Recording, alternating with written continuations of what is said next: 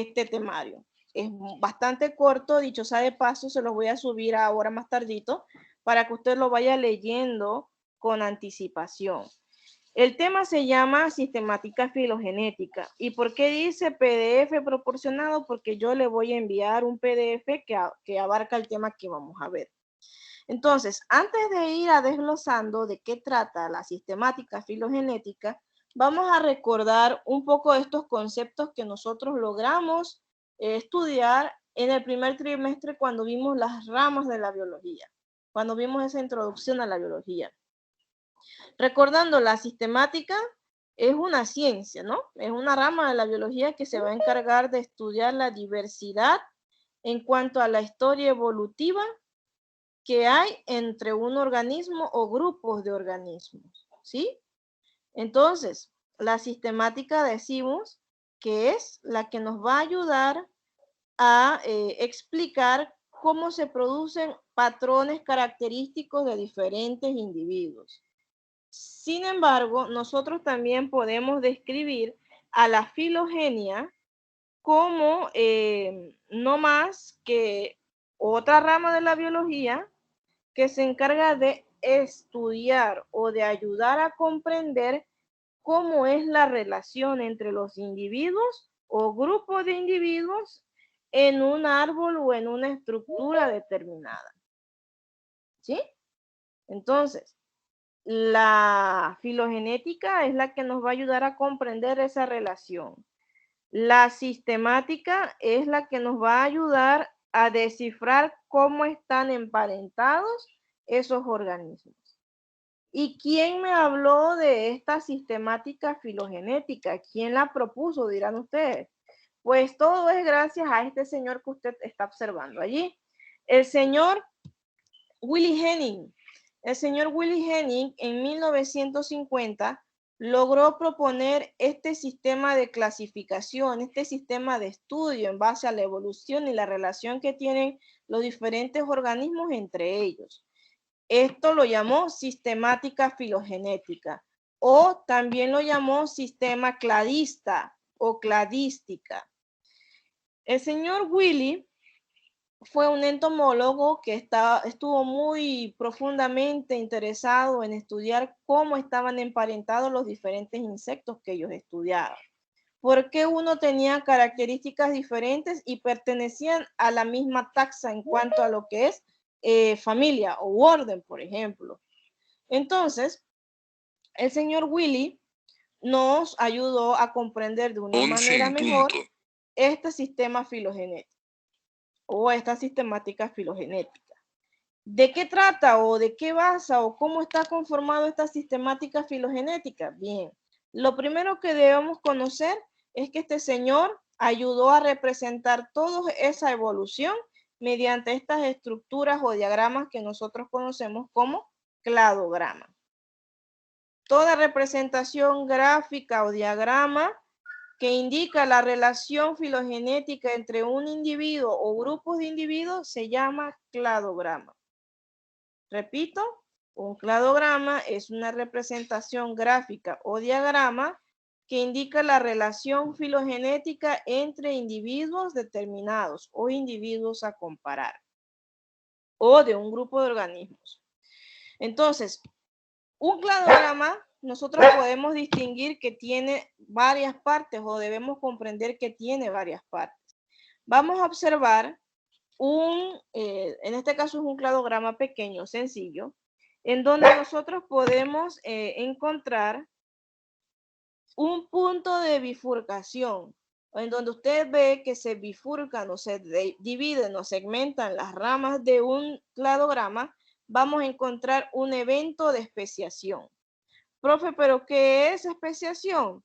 Bien, cuando ocurre un evento de especiación es porque allí, en ese punto, se observan diferentes características entre especies, por lo cual se dividen. Estos tienen unas características propias y estos tienen otras características propias.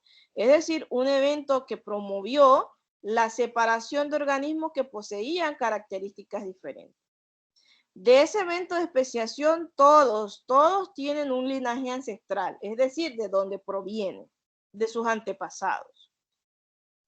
Analizando este diagrama de la derecha, nosotros podemos mencionar que aquí, pues en medio de colores, usualmente no le voy a poner colores, cuando observamos una línea que está intermitente, significa que es una historia compartida. En este caso, la historia compartida está para los individuos B y C. Esta línea es compartida para los individuos B y C. Es decir, que sus ancestros son los mismos para B y C. La línea verde me indica el linaje para B o la historia evolutiva de B y el color azul, perdón, la línea azul me indica el linaje C. Todos esos individuos que usted ve en las puntas de cada rama son los individuos o los descendientes de un ancestro común. Aquí trabajamos con base a letras, pero vamos a trabajar también con nombres específicos de líneas evolutivas específicas. Entonces, en el cladograma ya hemos mencionado que los ancestros van a estar en cualquiera parte de esa historia o linaje evolutivo. Por ejemplo, tenemos aquí el ancestro amarillo. Este cuadro amarillo representa el ancestro común de A, de B y de C. ¿Sí? Ancestro común de A, de B y de C. Si observamos el cuadro azul, estaríamos hablando, nos referiríamos al ancestro común de B y de C. No podemos decir que el azul es el ancestro común de A, porque A es mucho más antiguo y este ancestro está mucho más adelantado. El cuadro verde me hace referencia al ancestro del linaje o del individuo C, es decir, un ancestro único para C. Estos ancestros nosotros le podemos colocar nombres, le podemos colocar diagramas, etcétera, etcétera. Al igual que las puntas que me representan los descendientes. ¿Sí?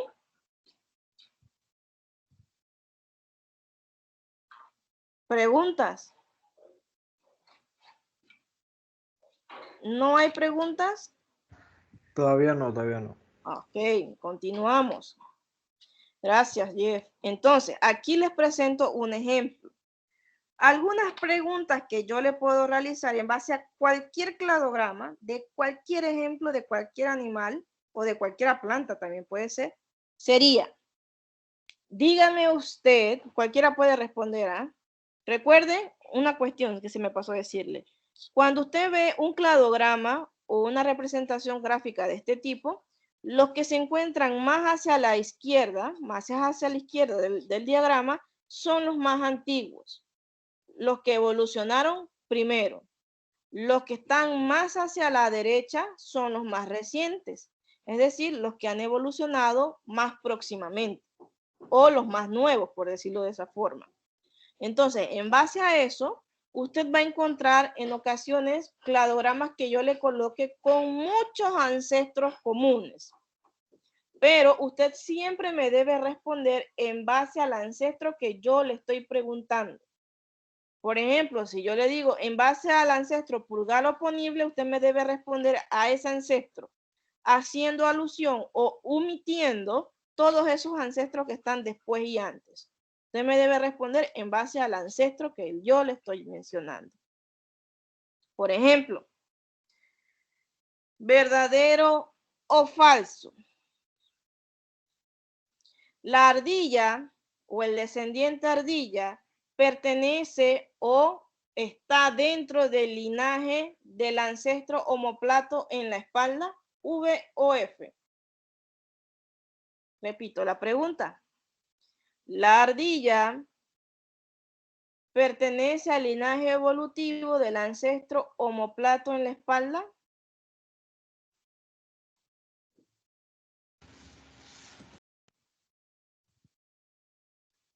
¿Verdadero, profe? Verdadero, dice por allá José Pablo. ¿Alguien dice igual a José Pablo o algo diferente a José Pablo? Falso. Yo digo que no, falso. Dicen que no por acá Alejandra y por allá dijeron que falso. No logré ver quién era que me dijo falso también. A ver, Alejandra, plantéeme su punto de vista por qué usted piensa que es falso. Con sus palabras. Sencillito. Porque el omoplato de espalda estaría más lejos. Está más evolucionado que donde está la ardilla.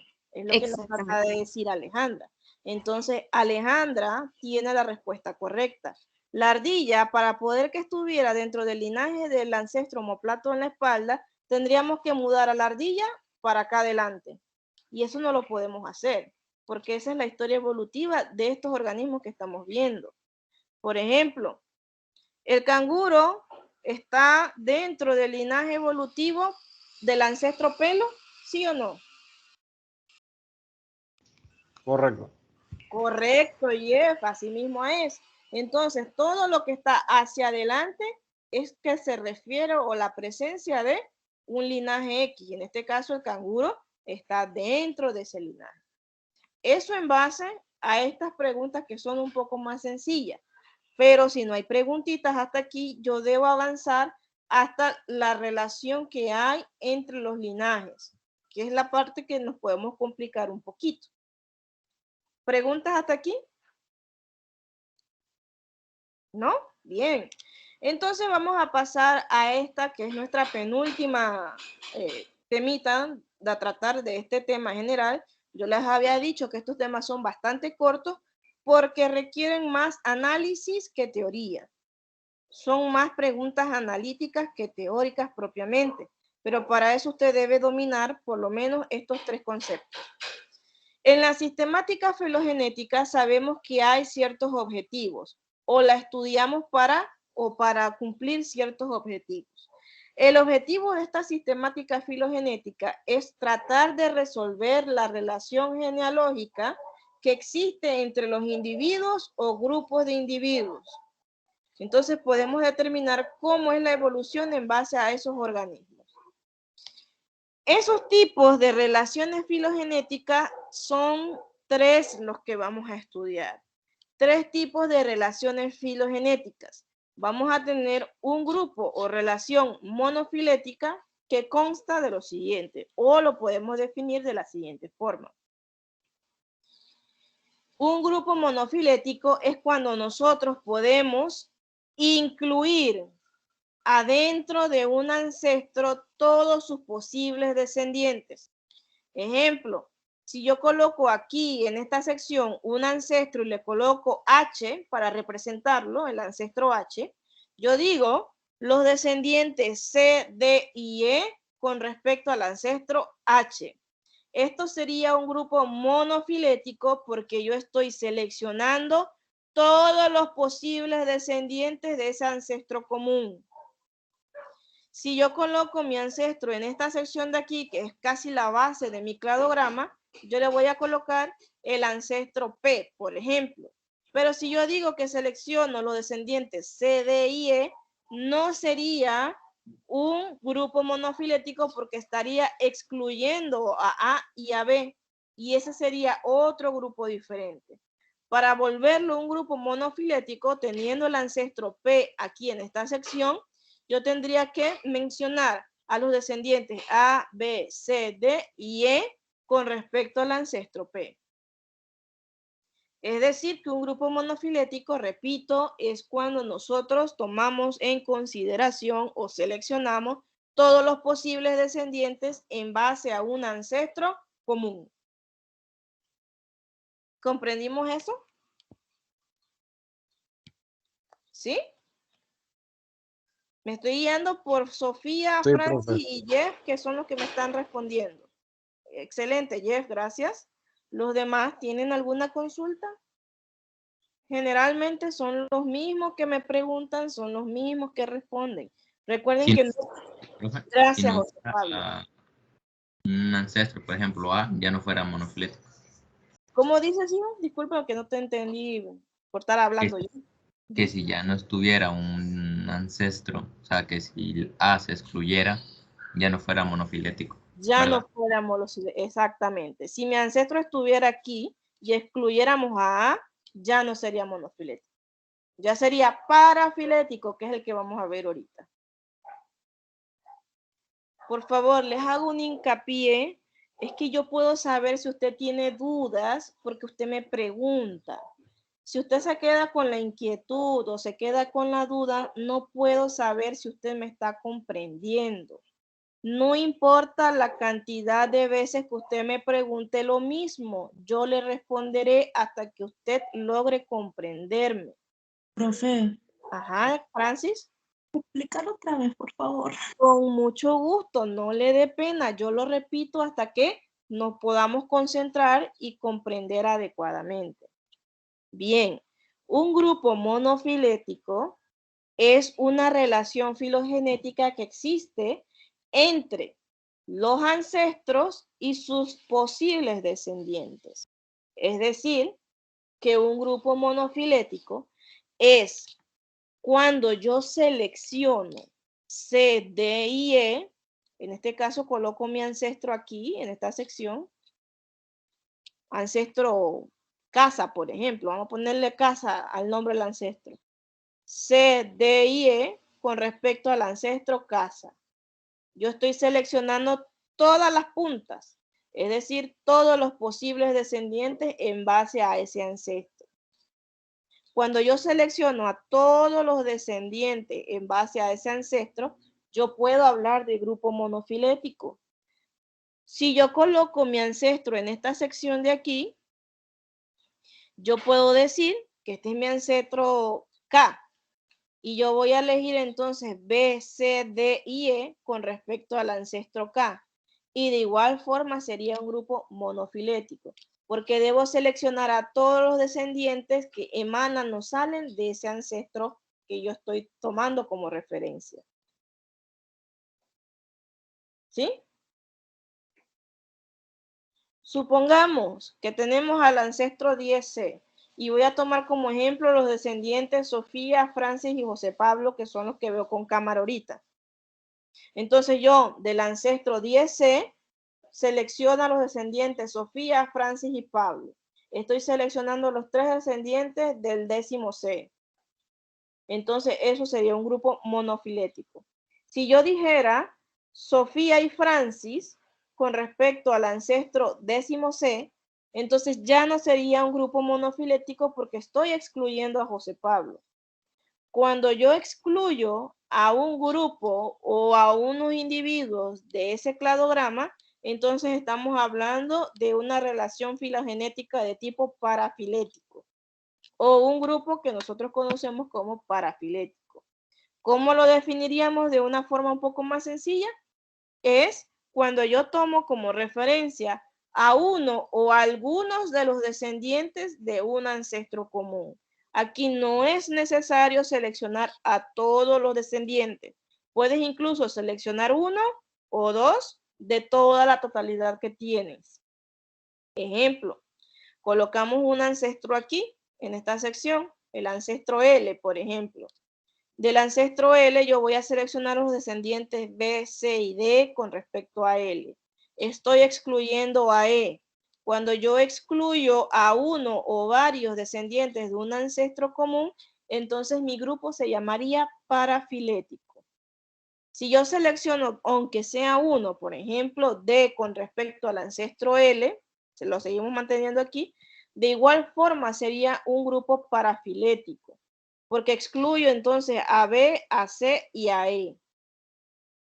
Si coloco entonces mi ancestro aquí en esta sección, yo puedo decir que voy a tomar como referencia a E con respecto al ancestro M, por ejemplo.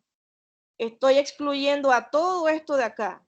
Cuando yo excluyo o no tomo en cuenta en mi análisis a la totalidad, entonces estamos tomando en cuenta un grupo parafilético. Recuerde que es cuando no tomo en cuenta la totalidad de los descendientes de un ancestro común. ¿Sí? ¿Francis?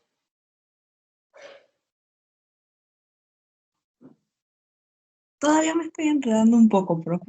Lo estoy captando medio lento. Ajá, repito, no importa, tranquila. Puede ser la hora, ya estamos agotados. Repito, un grupo parafilético es cuando nosotros excluimos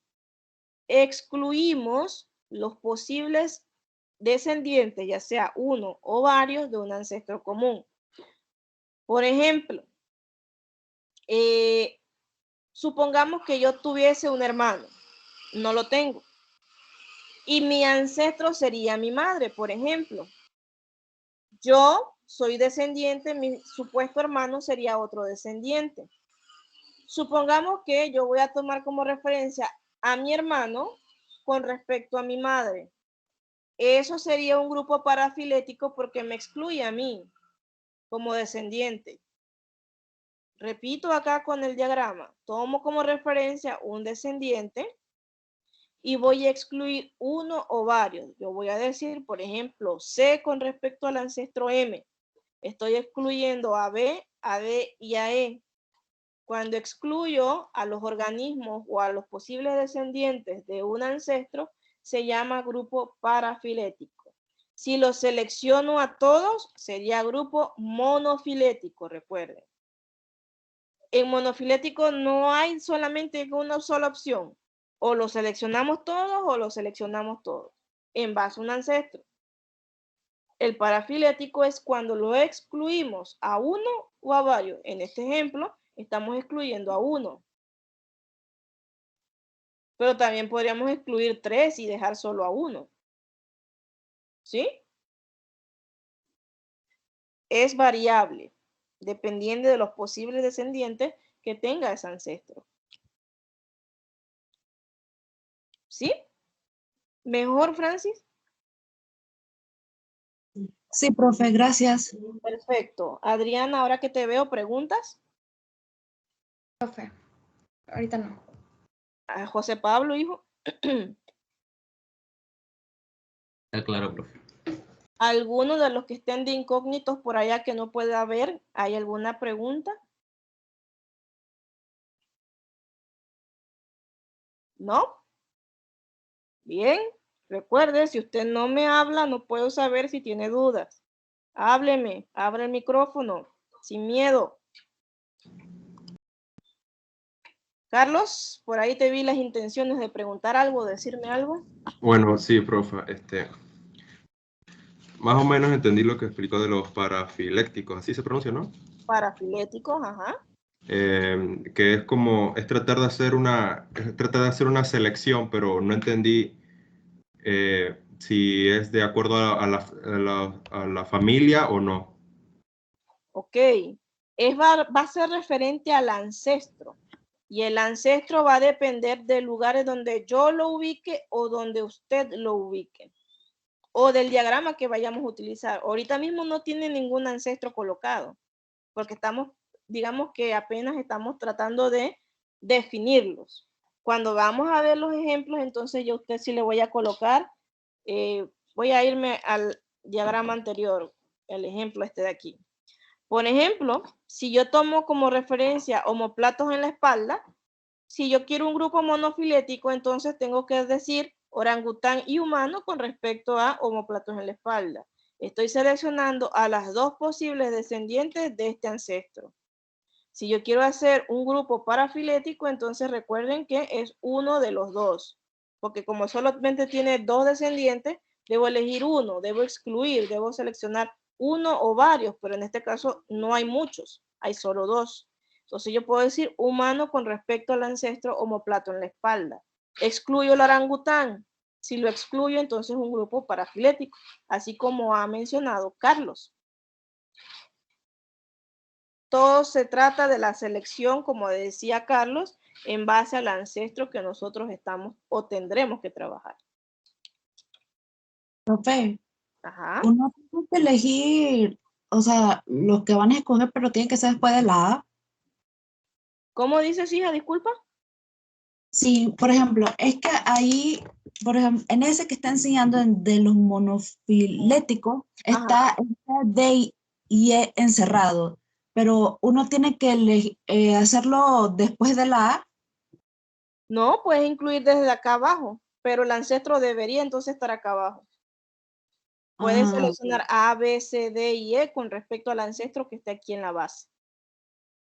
Todo esto por aquí pueden haber ancestros. Todo esto por aquí debe tener ancestros. Y depende mucho entonces de cuál usted utiliza. ¿Sí? El grupo polifilético, que es el tercero, digamos que es el que más fácil de identificar es. El grupo polifilético es cuando nosotros tomamos como referencia a individuos que pertenecen a ancestros diferentes. Por ejemplo, selecciono a C y a E con respecto al ancestro P, supongamos que lo colocamos aquí, y con respecto al ancestro M. Son dos ancestros diferentes. Son individuos que pertenecen a ancestros diferentes. Por lo tanto, cuando yo utilizo esa comparación de ancestros diferentes, yo determino que inmediatamente eso es un grupo polifilético. Incluso pueden ser más de dos ancestros. Pueden ser más de dos individuos. Si yo coloco un ancestro aquí en este punto de especiación y el otro ancestro acá, mantenemos aquí este ancestro P y aquí vamos a colocar el ancestro L. Yo puedo decir la C, la D y la E con respecto al ancestro P y L. Son individuos que pertenecen a ancestros diferentes. ¿Sí? ¿Preguntas? Entonces allí solo sería mostrar las diferencias, profesora, de las diferentes familias. Aquí sería observar la descendencia de los ancestros que estamos tomando en cuenta para poder determinar que comparamos, pues, por ejemplo, las características de dos familias diferentes. De la familia de Carlos y de la familia de Francis, por ejemplo. Estamos comparando a descendientes de familias diferentes. Profe, yo puedo, por ejemplo, elegir B y D. Ajá. Si colocamos un ancestro aquí y el otro por acá, sí lo podemos hacer. Pero si colocas un ancestro aquí, pues ya ahí ya no sería polifilético. Al menos que coloques un ancestro por acá bien cercano a la D. Generalmente yo les voy a otorgar los ancestros para que usted se guíe, para que sea más rápido. Entonces, aquí en este primer ejemplo lo podemos observar de una manera más clara los tres juntos. Tenemos un ancestro común aquí en azul, este puntito de aquí, y tomamos como referencia todo su posible descendiente. Selecciono todos, sería un grupo monofilético. Un grupo parafilético es teniendo ese ancestro, pero de ese ancestro yo voy a seleccionar solamente algunos descendientes. Usted ve que yo excluyo a tres, los que están en negro. Entonces, cuando yo excluyo a los descendientes, estamos hablando de un grupo parafilético. Cuando yo tengo un grupo polifilético es cuando yo tomo individuos de ancestros diferentes. Aquí hay un ancestro, aquí hay otro ancestro, aquí tenemos otro ancestro. Son individuos de ancestros diferentes. Como dijo Carlos, comparamos diferentes familias. ¿Sí? Otro ejemplo, a ver si se ve más claro o mejor. Grupo monofilético, esto es lo que yo le digo, yo le voy a dar los ancestros. Tenemos el ancestro B y seleccionamos a los descendientes D, E, G y H. Obtengo la totalidad de los descendientes de un ancestro determinado. Grupo monofilético. Grupo polifilético es cuando yo tomo como referencia a dos individuos que tienen ancestros diferentes, tienen familias diferentes. E, descendiente E con respecto al ancestro C y G con respecto al ancestro F. Estoy mencionando dos ancestros diferentes, por lo tanto son descendientes que no comparten una línea evolutiva. Polifilético. Parafilético es cuando usted observa, por ejemplo, hacemos referencia al ancestro A y tomo los descendientes J y K. Estoy excluyendo a D, a E, a G y a H. Cuando yo excluyo a uno o varios descendientes de un ancestro, estoy presente en un grupo parafilético. ¿Sí? Un grupo parafilético. En este tercer ejemplo, creo que lo podemos ver un poco más amplio, un poquito más claro. Ay, perdón. Vemos aquí. Voy a ver si usted me responde correctamente. Cualquiera puede responder. Perdón. Mi pregunta es, ¿qué relación filogenética o qué grupo filogenético nosotros podemos ver en el siguiente ejemplo?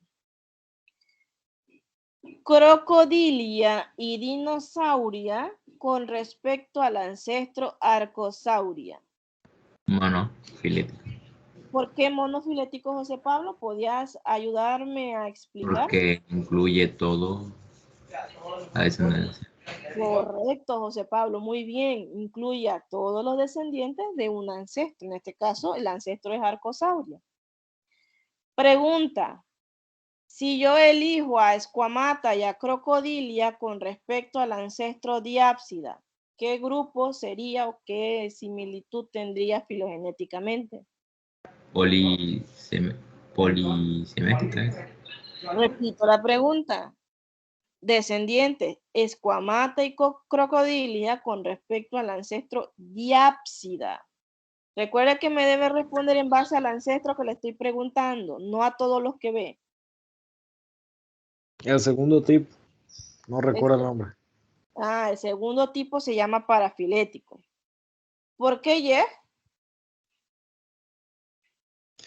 Porque, bueno, provienen del mismo ancestro, pero solo eligió 2 de los 4 posibles. Correcto, muy bien, Jeff, excelente.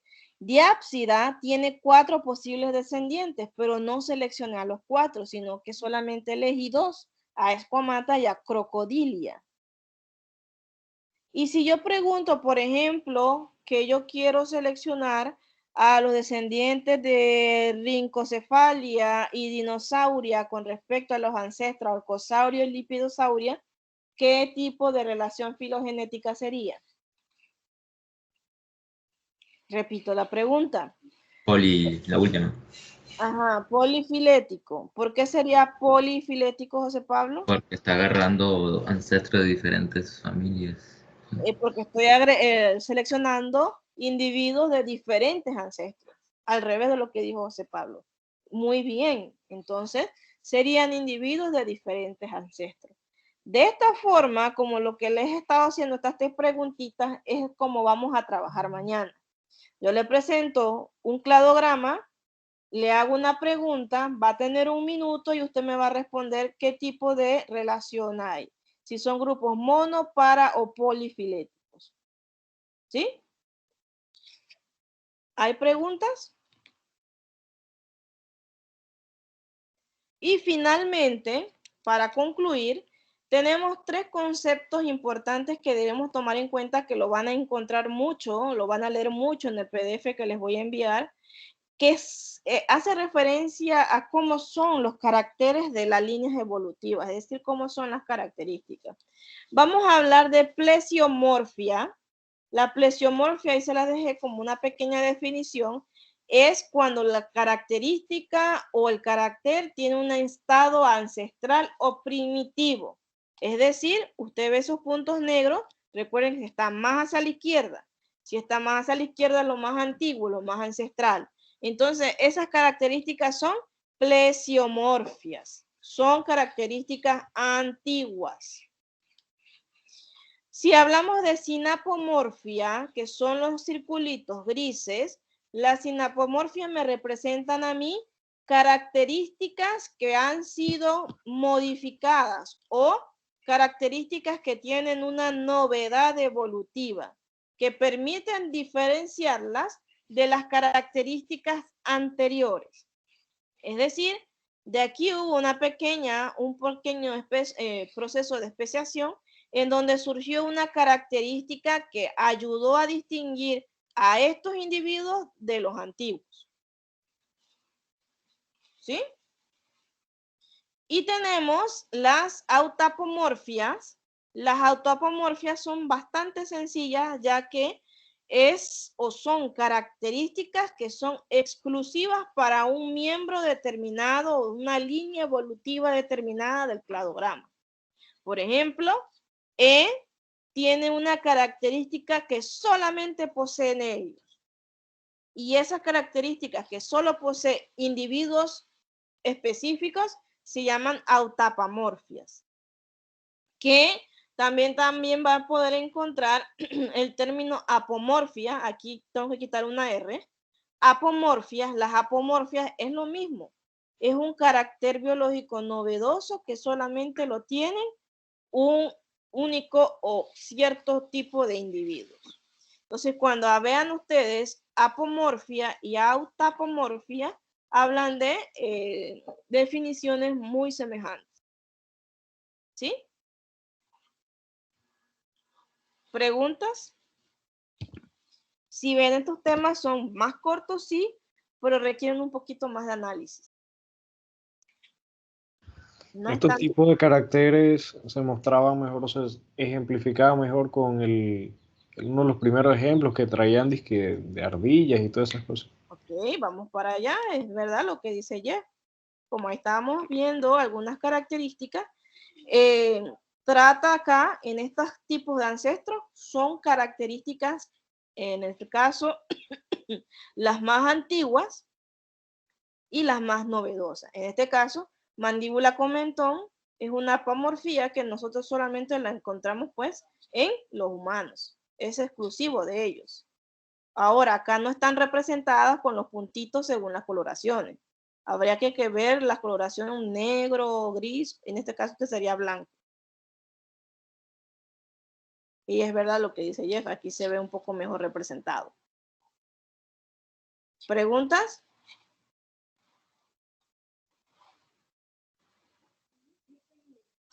¿Preguntas? ¿No? Profe, ¿podría volver a repetir la diferencia entre autapomorfia y apomorfia? Autapomorfia y apomorfia son homólogos. Es decir, que puedes encontrar en algunas ocasiones auta o apo. Aquí le tengo que quitar una R antes de enviárselo. Significan lo mismo, son caracteres que son propios o exclusivos de un individuo o grupo de individuos determinados. Lo puse por acá para que usted lo tuviera en cuenta, que son palabras que son homólogas.